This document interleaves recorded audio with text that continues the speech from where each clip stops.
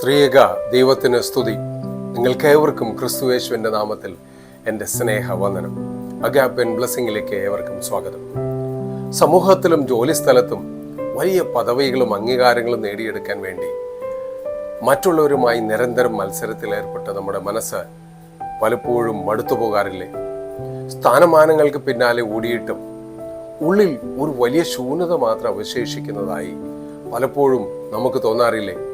കർത്താവിൽ പ്രിയ സഹോദരി സഹോദരങ്ങളെ, ലോകത്തിൻ്റെ സ്വാർത്ഥപരമായ കാഴ്ചപ്പാടുകളെ തിരുത്തിക്കൊണ്ട് താഴ്മയിലൂടെയും സേവന മനോഭാവത്തിലൂടെയും എങ്ങനെ യഥാർത്ഥ വിജയം മഹത്വവും കൈവരിക്കാമെന്ന് പഠിപ്പിക്കുന്ന ഒരു വചനമാണ് ഇന്ന് നമ്മൾ ധ്യാനിക്കുന്നത്. വിശുദ്ധ മർക്കോസ് 11:10-43. നിങ്ങളുടെ ഇടയിൽ അങ്ങനെ അരുത്. നിങ്ങളിൽ മഹാനാകുവാൻ ഇച്ഛിക്കുന്നവൻ എല്ലാം നിങ്ങളുടെ ശുശ്രൂഷക്കാരൻ ആകണം.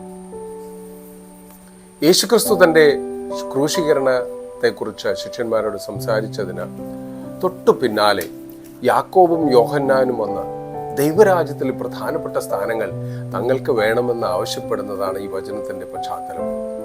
ഇത് കേട്ട് മറ്റ് 10 ശിഷ്യന്മാർക്കും വളരെ ദേഷ്യം വന്നു. കാരണം ആ സ്ഥാനങ്ങൾ തങ്ങൾക്ക് ലഭിച്ചില്ലല്ലോ എന്ന സ്വാർത്ഥതയായിരുന്നു അവരുടെ ഉള്ളിലും.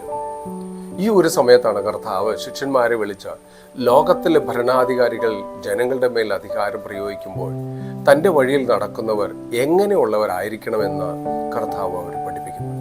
ഈ വചനം നമ്മെ പഠിപ്പിക്കുന്നു, മറ്റുള്ളവരെക്കാൾ മുകളിൽ നിൽക്കുന്നവനല്ല, മറ്റുള്ളവർക്ക് ഉപകാരപ്പെടുന്നവനാണ് യഥാർത്ഥ മഹാൻ. യഥാർത്ഥ മഹത്വം സേവനത്തിലാണ്.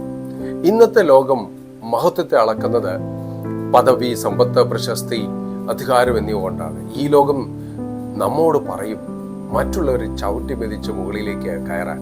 എന്നാൽ കർത്താവ് പറയുന്നു, നിങ്ങളിൽ മഹാനാകുവാൻ ആഗ്രഹിക്കുന്നവൻ ശുശ്രൂഷകനാകണം. മറ്റുള്ളവരെ ഉയർത്തുന്നവരാണ് ദൈവത്തിന്റെ കാഴ്ചയിൽ യഥാർത്ഥ വലിയവർ. എന്നാൽ ദൈവിക വഴി നമ്മെ പഠിപ്പിക്കുന്നത് താഴ്മയോടെ മറ്റുള്ളവരെ സഹായിക്കാനും അവർക്ക് മൂല്യം നൽകാനും ആണ്.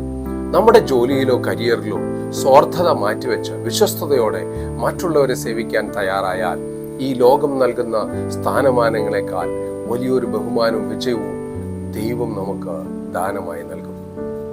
അടുത്തത്, കർത്താവ് തന്നെയാണ് ഏറ്റവും വലിയ മാതൃക. ഈ വചനത്തിന് ശേഷം യേശു പറയുന്നു, മനുഷ്യപുത്രൻ ശുശ്രൂഷ ചെയ്യപ്പെടുവാനല്ല, ശുശ്രൂഷ ചെയ്യുവാനാണ് വന്നത്. ലോകത്തിന്റെ സൃഷ്ടാവായ യേശു പോലും ശിഷ്യന്മാരുടെ കാൽ കഴുകി, രോഗികളെ ശുശ്രൂഷിച്ചു, വിശക്കുന്നവർക്ക് ആഹാരം നൽകി. അവസാനം മനുഷ്യരാശിയുടെ രക്ഷയ്ക്കായി തൻ്റെ ജീവൻ പോലും ബലിയർപ്പിച്ചു. താഴ്മ എന്നത് ബലഹീനതയല്ല, അത് നമ്മുടെ ഉള്ളിലെ കരുത്തിന്റെ അടയാളമാണ്. അതിനാൽ യഥാർത്ഥ നേതൃത്വം വിനയത്തിൽ നിന്നാണ് ആരംഭിക്കുന്നത്. സേവനം സ്നേഹത്തിന്റെ ഒരു പ്രകടനമാണ്. ഒരു പുഞ്ചിരി, ഒരു സഹായഹസ്തം, ഒരു ആശ്വാസവാക്ക്, ഒരു പ്രാർത്ഥന, ഇവയെല്ലാം ദൈവസന്നിധിയിൽ വലിയ ശുശ്രൂഷകളാണ്. വലിയ കാര്യങ്ങൾ ചെയ്യാൻ കഴിയാത്തവർക്ക് പോലും ചെറിയ സ്നേഹപ്രവൃത്തികൾ ചെയ്യുവാനായിട്ട് സാധിക്കും. ദൈവം നമ്മുടെ പ്രവൃത്തിയുടെ വലിപ്പമല്ല നോക്കുന്നത്, അതിൻ്റെ പിന്നിലെ സ്നേഹമാണ് അവൻ നോക്കുന്നത്. വിനയമുള്ള ഹൃദയം എപ്പോഴും ദൈവത്തെ ഉയർത്തും. അഹങ്കാരം മനുഷ്യനെ താഴ്ത്തും, വിനയം മനുഷ്യനെ ഉയർത്തും. യേശുവിൻ്റെ ജീവിതം ഇതിൻ്റെ ഏറ്റവും വലിയ ഒരു തെളിവാണ്. നാം മറ്റുള്ളവരെ സേവിക്കുമ്പോൾ ദൈവം നമ്മുടെ ജീവിതത്തെ അനുഗ്രഹിക്കുകയും ഉപയോഗിക്കുകയും ചെയ്യും.